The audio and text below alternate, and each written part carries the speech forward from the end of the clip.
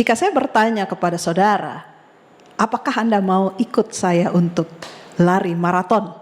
Mungkin 5 kilo atau 10 kilo, apakah Anda mau?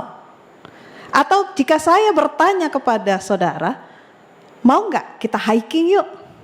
Mungkin tidak harus ke Gunung Everest, tapi paling tidak kita bisa mendaki Gunung Rinjani contohnya. Apa jawaban Anda? Ketika pertanyaan ini saya tanyakan kepada banyak orang, maka sebagian besar orang mengatakan, enggak kenapa? Saya enggak bisa. Kenapa? Saya tidak latihan. Kenapa? Saya terlalu tua. Saudara, ketika kita berpikir tidak bisa, maka tubuh kita akan bereaksi tidak bisa.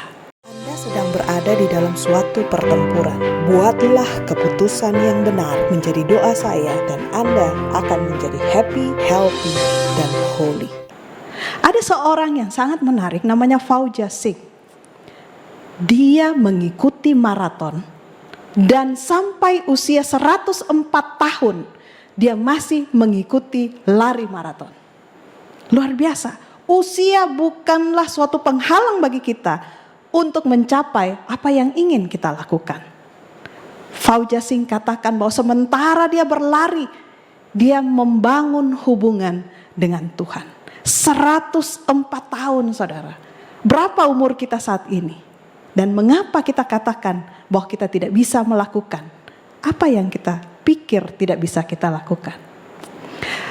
Saudara, ada hubungan yang sangat erat antara pikiran kita dengan tubuh kita.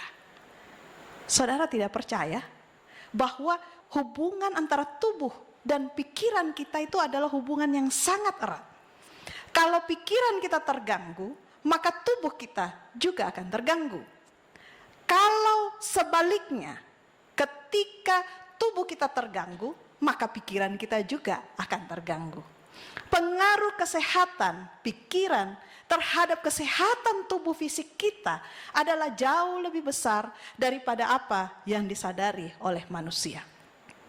Seperti tadi saya katakan, ketika kita berpikir kita tidak bisa, maka kita tidak akan bisa. Tetapi sebaliknya, ketika kita berpikir kita bisa, maka dengan pertolongan Tuhan kita akan bisa. Di sini saya ingin menampilkan sebuah video tentang seseorang yang bernama Matthew yang mengalami suatu musibah. Dia pernah ditusuk, ditikam sama orang sehingga dia itu mengalami kelumpuhan baik di kakinya dan juga di tangannya. Tetapi kemudian teknologi menemukan suatu teknologi yang namanya brain gate. Di situ di mana dia ditanam ada seperti chip di dalam kepalanya, di dalam otaknya, dan tanpa menggunakan tangannya yang sudah lumpuh, dia bisa mengontrol sistem komputer. Saudara bisa menyaksikan videonya ini. Saudara, dari sini kita bisa lihat bahwa pikiran kita punya kuasa yang besar. Pikiran kita bukan hanya sekedar untuk mikir, saya mau ini, saya berpikir ini, atau saya merasa ini. Tetapi pikiran kita memiliki suatu kuasa yang secara nyata dapat kita lihat dan terjadi di dalam hidup kita. Itulah sebabnya ketika kita berbicara tentang kesehatan, kita tidak hanya berbicara tentang kesehatan tubuh kita secara fisik. Kesehatan dan kesembuhan itu mencakup pola hidup, yaitu tubuh dan juga pola berpikir, cara kita berpikir. Saudara, satu jaminan yang pasti yang Tuhan berikan, bahwa Tuhan tidak ingin manusia sakit. Saya bertemu dengan ada banyak orang yang mengatakan bahwa ya memang Tuhan maunya saya sakit sih. Saudara, saya kasih satu pernyataan, satu kebenaran yang hakiki. Tuhan tidak pernah menghendaki manusia sakit. Tuhan ingin kita itu bukan hanya sehat, tetapi juga bahagia. Tetapi dari pihak kita, kita harus punya tekad untuk sehat. Kalau kita tidak punya tekad untuk sehat, ya apa yang bisa dilakukan oleh Tuhan? Kita harus punya tekad untuk mau hidup sehat. Seperti yang tadi kita bicarakan, bahwa pikiran dapat menentukan apakah kita berhasil atau gagal dalam mencapai satu tujuan atau menyelesaikan satu tugas. Kalau kita percaya kita tidak mampu, maka tubuh fisik kita ini akan bereaksi sesuai dengan apa yang kita percayai. Saudara, kami menyaksikan bahwa ada banyak sekali penyakit yang diderita oleh manusia modern saat ini. Dan sebagian besar dari penyakit itu disebabkan oleh pikiran dan perasaan yang negatif. Banyak penyakit yang diderita manusia merupakan akibat dari yang namanya depresi secara mental. Apa itu? Kesedihan, kegelisahan, ketidakpuasan, penyesalan, rasa bersalah, rasa tidak percaya. Saudara, ini semua cenderung menghancurkan kekuatan hidup kita dan mengundang kerusakan tubuh, bahkan kematian. Tadi dikatakan apa? Kesedihan, kegelisahan, ketidakpuasan, penyesalan, rasa bersalah, tidak percaya. Semua ini adalah bentuk-bentuk depresi secara mental. Dan pikiran ini melemahkan tubuh secara fisik dan bahkan membuka pintu terhadap masuknya berbagai penyakit. Pertanyaannya sekarang adalah, apakah obat terhadap depresi mental? Saudara, obatnya adalah yang sebaliknya. Keberanian, pengharapan, iman, simpati, kasih, semua ini meningkatkan kesehatan dan memperpanjang hidup. Dikatakan dalam kutipan ini, suatu pikiran yang bahagia, roh yang gembira, itu merupakan kesehatan bagi tubuh dan kekuatan bagi jiwa kita. Tidaklah salah Raja Salomo di dalam Amsal 17 ayat 22, satu ayat yang sangat dikenal orang, mengatakan bahwa hati yang gembira adalah obat yang manjur. Saudara, dan pernyataan dari Raja Salomo ini terbukti secara ilmiah. Orang yang memiliki hati yang gembira adalah orang yang memiliki kesempatan yang lebih besar, peluang yang lebih besar untuk sembuh dari penyakit apapun. Lanjut dari Raja Salomo mengatakan, semangat yang patah mengeringkan tulang. Hal ini pun terbukti secara ilmiah bahwa ketika kita memendam perasaan-perasaan dan pikiran-pikiran yang negatif, maka tulang kita memang betul-betul menjadi kering. Tidak lagi bisa memberikan vitalitas yang nyata dalam hidup kita. Tetapi hati yang gembira akan mengusir penyakit. Keberanian, pengharapan, iman, simpati, kasih, pikiran yang bahagia dan roh yang gembira akan menghasilkan kesehatan yang baik. Saudara, di dalam pikiran kita, di dalam perasaan kita ini, ada dua kubu, ada dua pilihan. Semua pikiran dan perasaan yang positif akan membawa kesehatan buat tubuh kita. Bukan hanya tubuh secara fisik, kesehatan tubuh, kesehatan mental, dan kesehatan rohani. Sedangkan di satu kubu lagi adalah pikiran dan perasaan yang negatif. Pikiran dan perasaan negatif ini yang menyebabkan mengapa tubuh kita secara fisik, mental, dan rohani menjadi sakit. Saudara, kita manusia tidak bisa menciptakan pikiran dan perasaan kita sendiri. Peran kita adalah memilih perasaan dan pikiran yang mana yang kita mau pilih untuk berdiam di dalam pikiran kita. Sesungguhnya semua pikiran dan perasaan kita datang dari dua sumber. Semua pikiran dan perasaan yang positif, yang baik, datangnya dari Tuhan. Sedangkan semua pikiran dan perasaan yang negatif datangnya dari setan. Jadi saudara, ketika kita mungkin lagi duduk dan kemudian ada orang lain yang lewat. Ketika ada pikiran yang negatif yang muncul di dalam pikiran kita, saudara, setan sedang membisikkan agar kita menerima pikiran negatif itu untuk kita pikirkan. Sebaliknya, kalau kita memilih Tuhan, pada waktu mungkin kita sedang menghadapi konflik dengan seseorang, atau ada orang lain menjahati kita, maka kita bisa menerima, mendengarkan apa suara Tuhan. Apakah Tuhan berbisik bahwa kamu harus sabar, kamu harus mengasihi dalam situasi apapun juga. Ada dua kubu yang sedang berperang di dalam pikiran kita. Pertentangan besar antara Tuhan dan setan terjadi di dalam pikiran manusia. Tidak banyak orang yang menyadari hal ini, sehingga ada lebih banyak orang yang kalah di dalam peperangan secara pikiran. Saudara, di dalam Yohanes 13 ayat 2, di sini disebutkan dan dibuktikan bahkan iblis bisa berbisik kepada salah satu dari murid Tuhan Yesus. Tuhan Yesus punya 12 orang murid yang selalu bersama-sama dengan dia, yang dekat dengan dia, jalan sama-sama sepanjang hari bersama-sama. Tetapi iblis dengan cerdasnya, dengan liciknya dapat berbisik ke dalam hati dan pikiran dari salah seorang murid Yesus yang bernama Yudas Iskariot, anak Simon.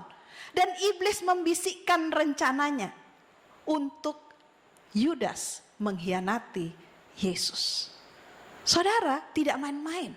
Bahkan orang yang paling dekat dengan Yesus pun, ketika dia membuka pikiran, akses pikirannya jauh dari Tuhan atau lepas dari Tuhan, maka iblis langsung datang untuk memasukkan pikiran-pikiran yang jahat.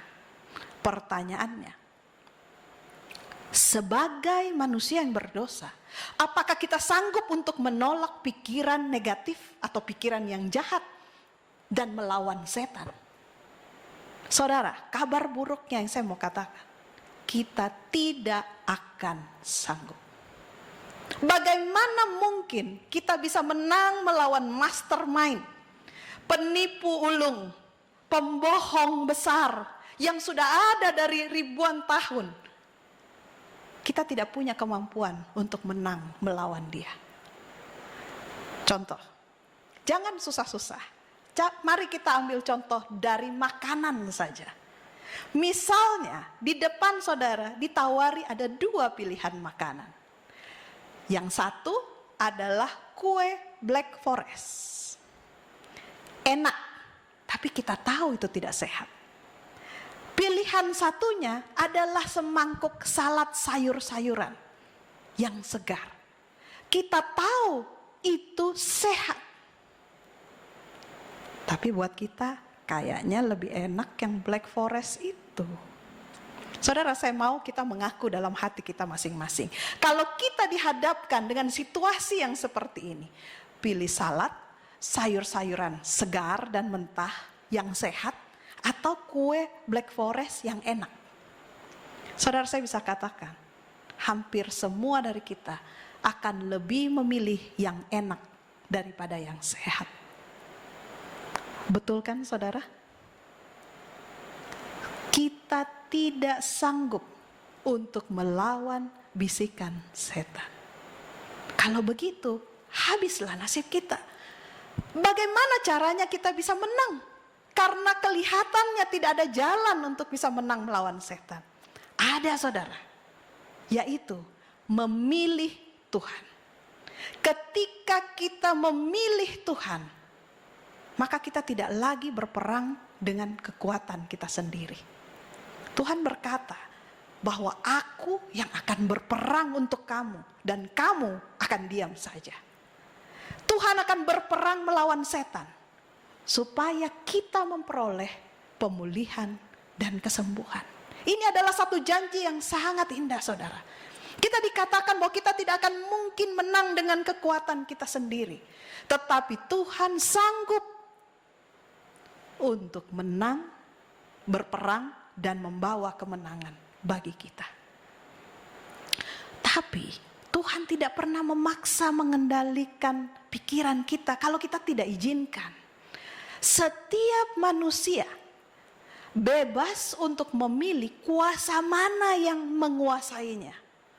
Tidak ada seorang pun yang telah terjatuh begitu dalam, tidak ada seorang pun yang begitu keji yang tidak dapat menemukan kelepasan di dalam Kristus. Ini satu hal yang buat saya sangat luar biasa. Tuhan begitu baik, Dia gak pernah maksa. Tidak seperti setan yang maksa-maksa mau masuk ke dalam pikiran kita. Tuhan katakan, aku mengetok. Sopan Tuhan itu, mengetok. Kalau kamu membukakan pintu, aku akan masuk dan makan bersama-sama dengan kamu. Tuhan tidak memaksa kita untuk memilih Dia.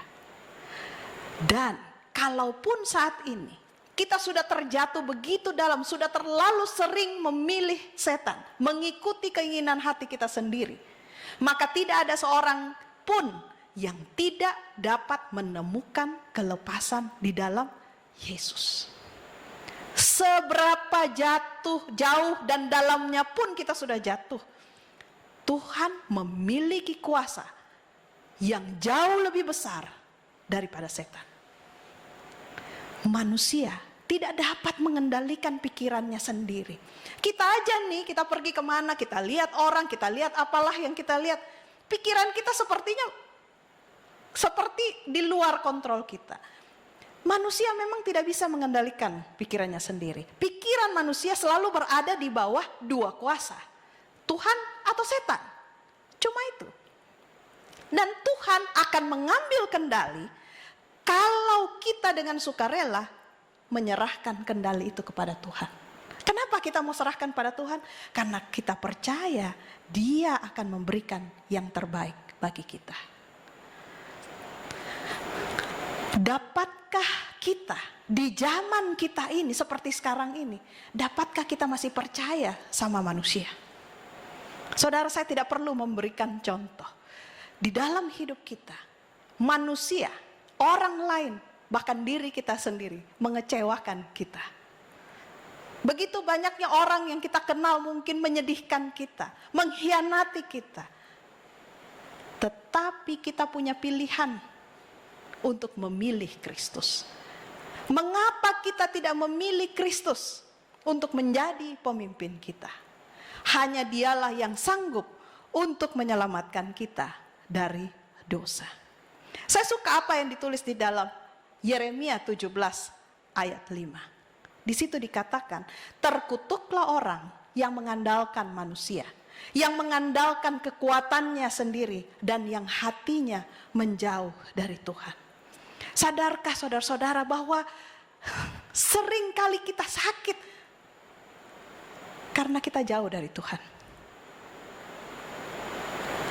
Yeremia 17, 2 ayat setelah ini, Yeremia 17 ayat 7 mengatakan, diberkatilah orang yang mengandalkan Tuhan. Saudara, Tuhan dengan kasih setianya yang luar biasa memberikan kita jaminan kita diberkati kalau kita percaya kepada Tuhan. Kenapa kita lebih memilih untuk berusaha dengan kekuatan kita sendiri yang pastinya akan kalah? Itulah bisikan setan yang membuat kita untuk selalu mau berusaha dengan kekuatan kita sendiri. Jangan percaya pada diri sendiri. Percayakan kepada Tuhan untuk mengendalikan pikiran kita. Pada kenyataannya, kita tidak akan bisa sembuh dengan kekuatan kita sendiri. Jangankan sembuh, kita tidak akan bisa hidup dengan kekuatan kita sendiri. Tapi kabar baiknya, Tuhan berjanji akan menolong kita. Di dalam Yohanes 12 ayat 32, Tuhan berkata bahwa dan aku, apabila aku ditinggikan dari bumi, aku akan menarik semua orang datang kepadaku.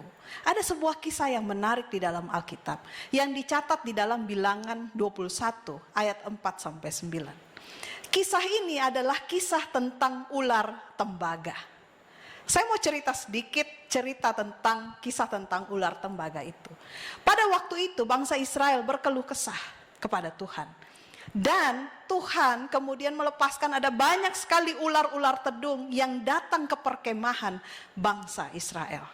Mungkin cerita ini ketika kita baca saja kita membayangkan oke, ada banyak ular, so what gitu loh. Tetapi saudara bisa bayangkan kalau kita yang menjadi bangsa Israel pada waktu itu. Ketika Anda mungkin sedang ada di kemah atau di rumah, ularnya masuk. Saudara, saya mau tanya, ular itu adanya di bawah atau di atas? Di bawah kan. Jadi waktu itu bangsa Israel ketika mereka mau keluar rumah, mereka berjalan, mereka lihat ada banyak sekali ular. Mata mereka tertuju ke bawah untuk melihat di mana saya bisa berdiri atau berjalan supaya saya tidak kena kepada ularnya dan tidak dipagut oleh ular. Kemudian Musa berseru kepada Tuhan dan Tuhan memberikan satu solusi. Tuhan katakan, kamu ambil ular tembaga, taruh di atas tiang. Dan Tuhan berjanji, jika seseorang dipagut oleh ular, dan ia memandang kepada ular tembaga itu, maka tetaplah ia hidup. Bagi kita yang hanya baca, ini kelihatannya sebagai satu perkara yang gampang. Wah, enak ya, dipagut ular, lihat aja ular tembaganya sembuh. Tapi coba bayangkan kalau kita yang berada di dalam situasi seperti itu. Ular di mana-mana, mata kita terus ke bawah. Terus kita dibilang, kalau mau supaya hidup, pandang ke atas. Lah ularnya di bawah. Saya sedang berjuang untuk bagaimana bisa menghindari supaya tidak dipagut oleh ular itu. Tetapi kok Musa menyuruh saya untuk melihat ke atas. Tindakan melihat ke atas kepada ular tembaga itu adalah tindakan iman. Percaya bahwa ketika saya melihat ke atas, Tuhan akan menyelamatkan saya dari ular-ular yang ada di bawah. Saudara, cerita ini adalah sebuah ilustrasi yang tepat terhadap keadaan kita saat ini. Setan berusaha untuk mendatangkan ular-ular di dalam hidup kita. Kesedihan, kekecewaan, sakit hati, amarah, kebencian, dendam. Itu semua adalah ular-ular yang berusaha untuk memagut kita. Untuk membuat kita mati. Karena setan mau kita binasa. Tetapi Tuhan memberikan satu janji. Kalau kamu dipagut, pandang ke atas, lihat ular tembaga itu, maka kamu akan tetap hidup. Apa maksudnya saudara? Apa aplikasinya bagi kita? Saudara, ketika kita sakit, maka yang pertama kali harus kita cari, bukan obat, bukan dokter, bukan juga rumah sakit. Tetapi yang pertama kali yang harus kita lakukan adalah memandang kepada Yesus. Kita harus mengalihkan pandangan kita dari ular-ular kehidupan, dari betapa malangnya hidup kita ini, dan mengalihkan pandangan kita kepada Tuhan Yesus. Ketika kita mengalihkan pandangan kita kepada Yesus, maka Yesus akan memberikan kita kemenangan. Kemenangan itu akan membawa kesembuhan dan pemulihan yang tidak pernah kita bayangkan sebelumnya. Ketika pikiran manusia dibawa dalam persekutuan dengan Tuhan, makhluk yang terbatas seperti kita ini dibawa bersekutu bersatu dengan Tuhan yang tidak terbatas, maka pengaruhnya terhadap tubuh dan pikiran dan jiwa kita melebihi apa yang kita bisa bayangkan. Inilah pengetahuan yang tertinggi. Inilah cara Tuhan untuk mengembangkan manusia. Pertanyaan saya, maukah engkau sembuh? Sama seperti ketika Yesus bertanya dalam Yohanes 5 ayat 6. Maukah engkau sembuh? Saya tidak berbicara tentang kesembuhan secara fisik, tetapi juga kesembuhan secara fisik, mental, dan rohani.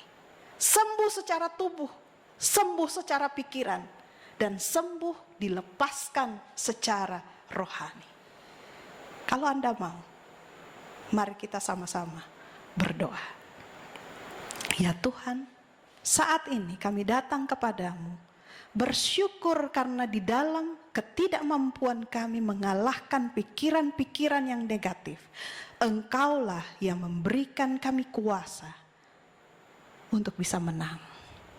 Saat ini Tuhan, kami datang untuk menyerahkan pikiran dan perasaan kami di bawah kendali Tuhan. Bertatalah di dalam hati kami dan basuhkanlah kami daripada dosa. Kami percaya itu akan memberikan kami kesembuhan, pemulihan yang terjadi dalam hidup kami. Terima kasih Tuhan, di dalam nama Yesus kami berdoa dan mengucap syukur. Amin.